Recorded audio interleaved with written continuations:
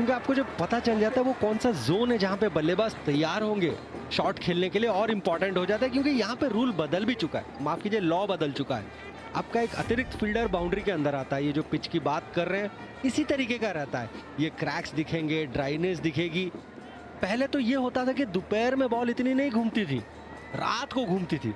फिर पिच को रिले किया गया, वहां पे बदलाव आया, लेकिन फिर नेचर वैसे का वैसा। ये राहुल के हाथ से लग के कैच हुआ है, बल्ले से नहीं। बल्लेबाज तो बीट हो गया था, लेकिन केएल राहुल के बाएं हाथ से या उनके ग्लव से गेंद लग के पहुंची रोहित शर्मा के पास। अच्छी गेंद, घुमाव बहुत मिला, पर ये सामने की भी गेंद थी, इसलिए समय नहीं मिला कट करने के लिए। लाजवाब गेंद।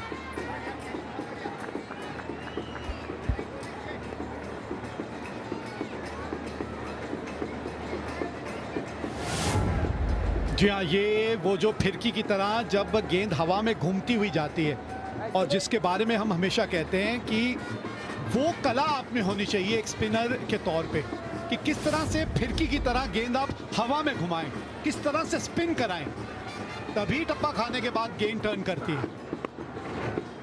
98 पे 3।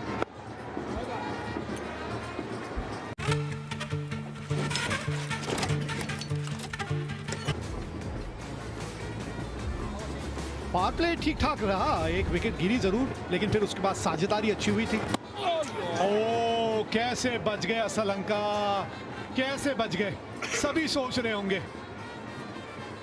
अरे ऐसी पिच में ना जब बॉल घूमती है ना तो फिर बैट्समैन थोड़ा सा चौंक जाता है, समझ नहीं आता है, क्योंकि कंसिस्टेंटली बॉल घूमती नहीं है। एक हाथ सीधी रहती है, एक हाथ हल्का सा घूमती है, एक हाथ जोर से घूमती है। और पिछले 5-6 ओवर में अगर आप देखें पिच से वो मिट्टी उछल रही है, उसका मतलब पिच अभी धीरे धीरे और ज्यादा टूट रहा है, तो और मदद मिलेगी स्पिनरों को। जी हाँ, यही बिल्कुल बात आप पिछले ओवर में भी कर रहे थे प्रज्ञान की। इस पिच की, इस मैदान की यही खासियत है कि जैसे जैसे मैच और आगे बढ़ता चला जाता है ये पिच और मददगार हो जाती है। अब देखिए ये देखिए विस्फोट, देखा आपने, टप्पा जहां पड़ा वहां ये विस्फोट हुआ था मिट्टी का।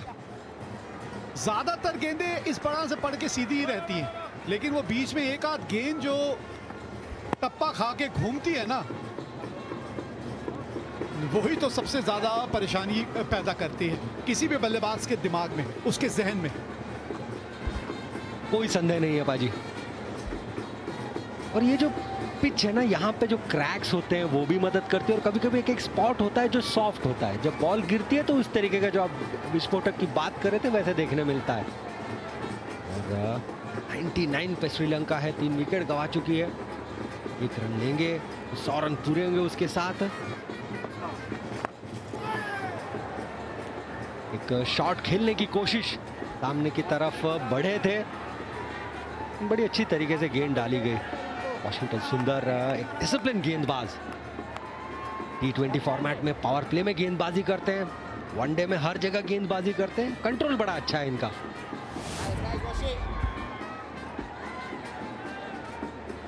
बस पिछले मैच में कुछ हुआ था जो इस मैच में हम आज नहीं देखना चाहेंगे।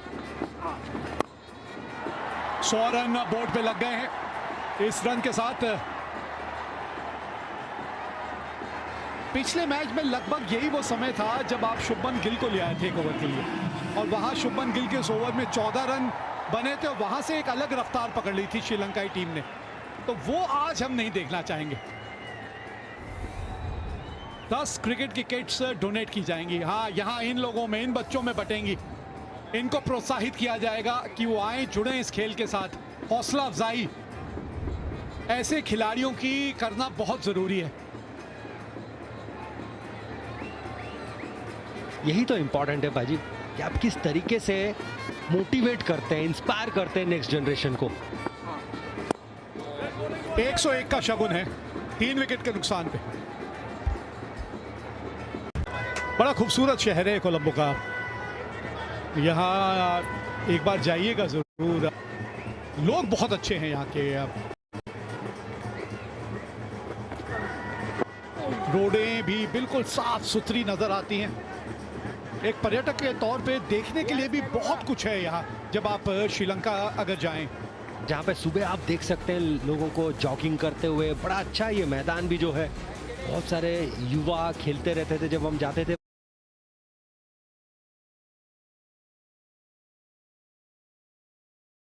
भाजी यहाँ पे रनिंग किया करते थे, क्योंकि सामने जो पीछे दिख रहा है ना आपको, वो लाल कलर का जो टॉप है वो होटल है, वहाँ रुका करते थे हम। जी हाँ, ताज समुद्र बिल्कुल गोल्फ। ये जो आपके बाईं ओर अगर आप वो देखें, लाल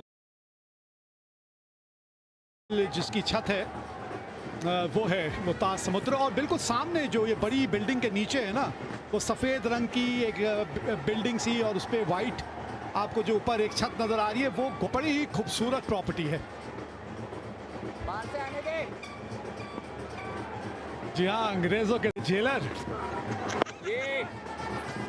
आधे इधर जाओ, आधे उधर जाओ, और बाकी हमारे साथ आओ। क्या बात है बाजी, वाह वाह वाह। लेकिन पाजी सिर्फ कोलंबो नहीं, आप दम्बुला देख लीजिए। पिछला जो T20 सीरीज की बात करें, कैंडी लाजवाब जगह है। हाँ, जो जाते हैं ना, बड़ा अलग तरीके का एक्सपीरियंस मिलता है आपको। जी हाँ, हम यहाँ बैठ के कमेंट्री कर रहे हैं। रोज साहबा करीम साहब नजर आते हैं वहां से, वहां पहुंचे हुए हैं, मजे ले रहे हैं।